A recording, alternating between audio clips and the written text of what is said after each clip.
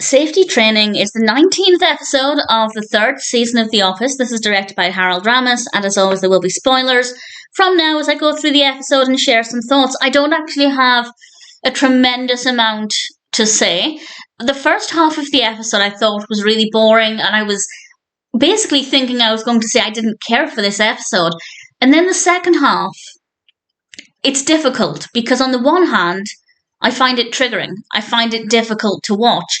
But at the same time, I think it's addressing a really important topic. So I don't know how to feel. And I'll explain what I mean by that when we get there. Starts off, Andy is back. He's been away for 5 weeks in anger management and he wants to be called Drew now. I can't imagine that will stick. It's nice to have Andy back. I'm kind of in two minds about whether I like the character, but I think I do. I think I like what he brings to it. I don't like him as a person, but I think I like what he brings to the show. And the main narrative is all about safety training. It starts off with Daryl in the warehouse on crutches, giving a safety demonstration or talking about safety in the warehouse, and everybody goes down to listen to that. And obviously in the warehouse there are a lot of things to be wary of and a lot of safety measures in place.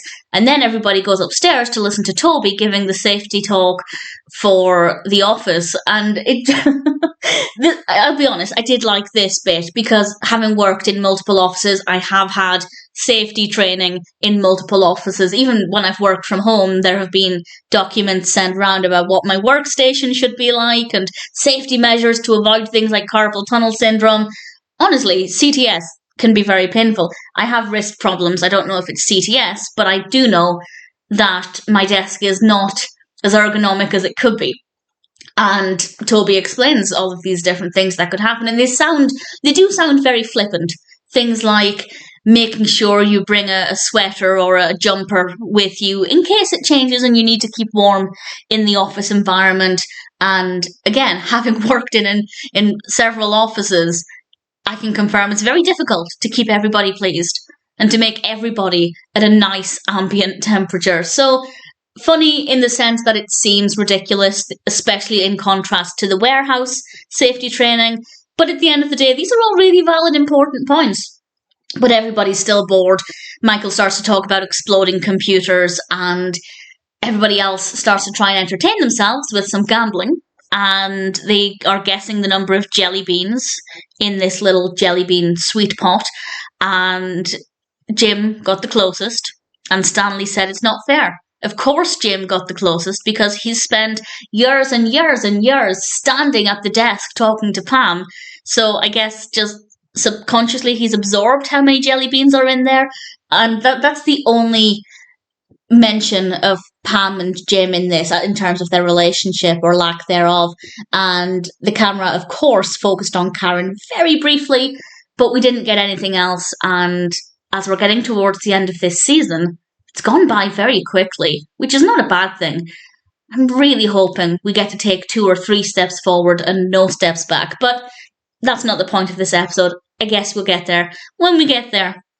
From this point on, I started to feel uneasy, but also appreciative, because Michael decides that he's going to prove that the safety risks of the office are just as dangerous as the safety risks in the warehouse. And quite rightly, working in an office environment, depending on where you work, of course, it can lead to really dark thoughts and depression, and Michael decides that he's going to try and fake offing himself. I have to be careful with the language I use because this is going on YouTube and they demonetize pretty easily, but he's going to pretend to jump from the roof. And back inside, they're still gambling. Even Toby's joining in at this point, and Toby very rarely joins in with the office fun, so clearly they're very bored. And Dwight comes in and tells them all to come outside. And this is after they'd perfected Michael's jumping technique. They first tried it out by putting a trampoline on the ground. Bearing in mind, the building is very, very tall. And it's obviously it's quite dark, but we do have comedy in there to lift the mood. And they test it by throwing a watermelon off of the roof onto the trampoline, and it just bounces straight onto the roof of a car and just causes chaos. So it is dark, it is heavy, but in that moment at least, We have some comedy, but I'd say the last few moments are well, there is something funny actually, but as I said, I find it quite difficult to watch. And I'll explain what happens in a moment, and quite triggering and not comfortable. I appreciate the comedic moments for lifting it up, and I really appreciate that they're talking about such a difficult and important topic that doesn't get anywhere near as much attention as it does. And I applaud the show for that, but it does mean it's very difficult to watch. Dwight goes and gets everybody from inside, and they all go outside, and they don't really know what's going to happen. But then they see the bouncy castle. They'd changed the trampoline to a bouncy castle, and Pam and Jim realize Michael's going to jump, and he will hurt himself, even though he's not meant to. He's going to jump. They're not going to see the castle in theory, and I have to say that's very cruel.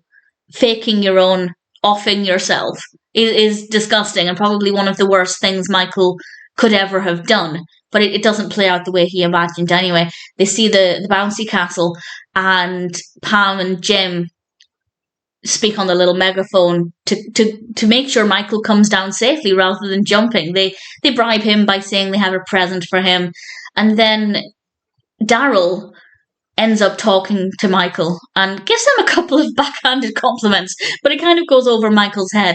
And Michael, it's unclear what he's going to do. At this point, he'd already called Dwight an ignorant slut twice, which that for me was the comedy that lifted the darkness, because I laughed quite a lot at that.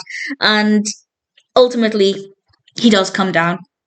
And that's basically where we end things. And it's a very difficult scene.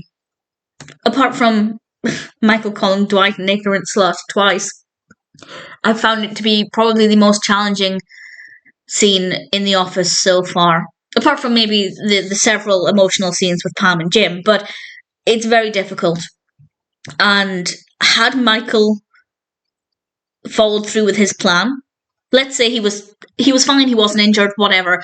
Just the thought of somebody faking that and making everybody else think that he jumped if they hadn't seen the castle, it's unforgivable. It's despicable. So I'm glad that he didn't do that, because he would have gone down a few notches in my favour.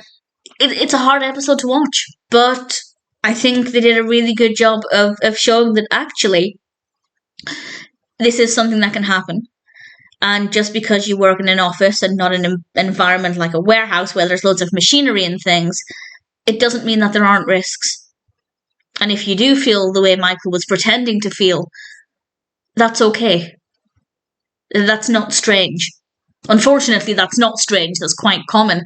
And that there are people you can talk to about it. And I feel like workplaces should be more mindful that having an office environment can be very challenging in many different ways, in terms of the demand of the work, in terms of the monotony of the environment. I know a lot of people struggle with. Again, it depends on where they work and the people they work with. I know colleagues can make a huge difference.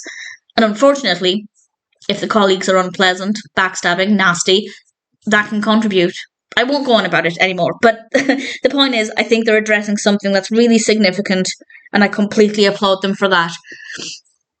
But it's triggering, it's difficult to watch, and yeah, I'll say no more. It's a good episode. It's not easy to watch, but safety training definitely has a lot of value.